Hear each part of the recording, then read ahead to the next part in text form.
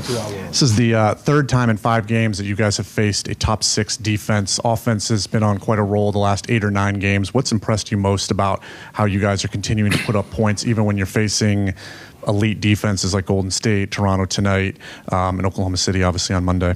Yeah, I would say the 2 things that are really impressive to me are, first, our ability to play through physicality. Physically play through the physicality, but also I think just mentally coming to a game prepared, knowing that you're playing a top-rated defense. They're going to touch you, they're going to grab you, they're going to hold you. Every call will not be made, and so don't look for the refs to bail you out. We have to focus on what we can control, and that's being able to play through that, having a better setup, setting better screens. That's kind of been, I think, the mindset and the focus of the group, which is really impressive. And then the second part is how much the ball is still continuing to move. I think that sometimes, when things are tough, you have a tendency to ball stop, and instead of moving the ball and moving people, you're just like, I'm just going to do it myself so that I don't turn it over or we don't have to get to multiple actions. And I think the group has done a phenomenal job of continuing to trust the pass, make the right rim reads, and play together and play unselfishly. Since you guys have been more whole, you've been able to take advantage of some of those good fruits of the rebounding numbers. The fact that you're 4th in the league, I think, in defensive rebounding percentage and 2nd or whatever in offense. Forgive me on the numbers. But how much easier is that to take advantage of when you guys have more whole from an offensive pieces standpoint? Yeah, don't worry about the numbers, because we all get bogged down with them sometimes. So I got you. There's a lot to remember. But you're right, like being a great offensive rebounding team, I think not only is it about being whole, it's just that our group is so committed, I think, to like competing on every possession. They understand it's another opportunity for us to win the shot margin, to get another possession, to kill the momentum or the spirit of the other team. That's our sense of physicality too. That's where we can really impose, I think, our will on the offensive glass. And then the other part that's always feels really good is how unselfish our guys are after they get the offensive rebound to be able to kick out to each other. And like you said, having multiple shooters on the floor, it allows us to kind of really increase our offensive efficiency.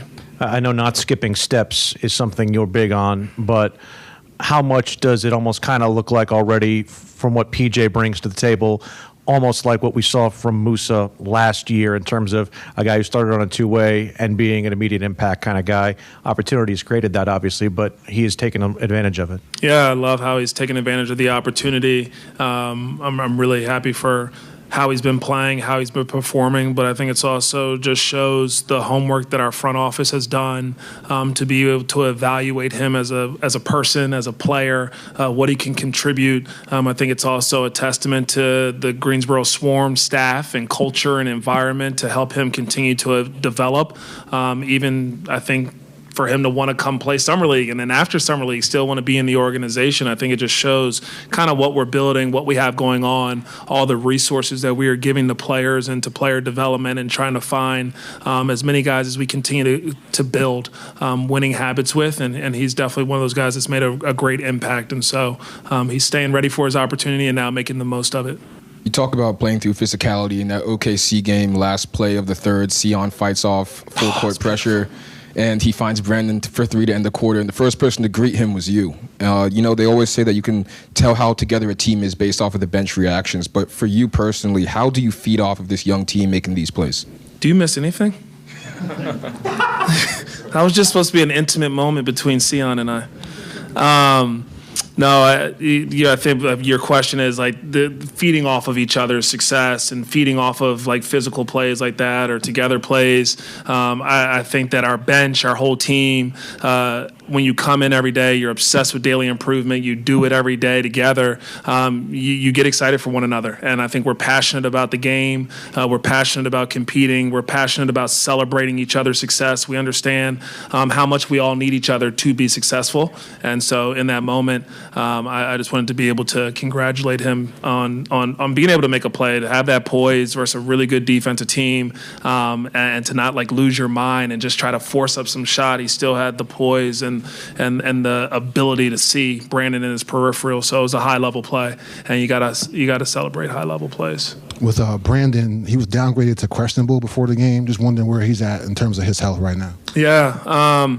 So Brandon's obviously just been kind of managing his knee a little bit. Going into a back-to-back, it was important for us as we continue to evaluate him and just see him on the court to just try to give him an opportunity to have the most success to be available going forward. So he's going to continue to, I think, get evaluated right now, and we'll see. But we're just trying to manage him and make sure that he can be most available as we keep going with this back-to-back and then an upcoming West Coast road trip as well. Then with Ryan Kalkbrenner, he's been out for a couple of games now. Just wondering what's going on with him injury-wise. Is he going to be okay? And just obviously also Grant Williams. We haven't seen him just yet. Where are those two guys, if at all possible? Yeah, Ryan is going to be okay. He's been making really good progress in all seriousness, and I think that he's kind of come back to some of the team activities now. We'll continue to evaluate him after every team activity he does in court session, but I do think he's trending in a good direction. And I wonder, could you give us an update on Grant? Because I know that he was pretty active on social media about some of the things that might or might not be happening soon. Yeah, Grant, obviously been out for an extended period of time with his injury now, has been able to be more involved in team activities and 5-on-5 play, and so far he's responded really well. But when you miss that much time from basketball, we want to make sure that we're reintegrating him into game play at the appropriate time, and so we'll kind of just continue to evaluate him as we go through this back-to-back, and again, the West Coast road trip coming up. Wondering, I know that you talk so much about defensive pride. In what ways does Sion embody your vision of defensive pride?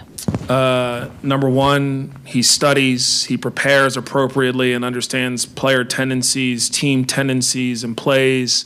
You can see that his instincts during the game coupled or married up with his preparation allow him to be in the right spots, to use his physicality in a lot of different ways. And so I love that, number one, he wants to take on the best matchups. Some guys, I think, they say they want to be good defenders, but they don't do their homework, and they also don't want to really take on that matchup, and he does both at a really high level. And so it's just always comforting to see during the game he's thinking strategy as well. So we might take him off the best creator of the other team, but put him on their main screener, and knowing that they're going to bring that guy into an action, so then we can get Sion back on to their main creator, and he sees those things. He's communicating them to me at a high level. He and I sometimes at the free throw line will talk about what defense we want to go to on the next play. So preparation, physicality, instincts, communication, four things just off the top of my head that have really stood out to me defensively with Sion. My final question is, I went back and watched the interviews from the other night after the Oklahoma City win, and I heard every player say trust over and over again, and I know that's something that's been top of the message board for you. I know ball movement, trusting the pass, that stuff is obvious. What's the next step? Where maybe have you seen them grow the most? And I know you'll say those areas, but what's the next step in terms of trust? I would say they're all earning each other's trust by how they kind of have responded to adversity, responded to whenever we've kind of gotten knocked down. I see the group respond and trust each other and come together even more in those moments instead of trying to go your own way or figure it out on yourself or be frustrated with your teammate. I see the group actually start to embrace these adverse moments. Chicago, we start the first quarter and Dosunmu hits an end of quarter three, and I think that gives them a good momentum and a decent little lead at the end of the first quarter. And I think a lot of teams would, on the second night of a back-to-back, probably fold and not come together. And I saw the group even more trust each other and want to be together and bond and figure out what are the solutions that we need at this time to kind of get over the hump. And notice we did do some good things, and what were the good things and how do we kind of respond to that? So that's the next level, I think, for a young team.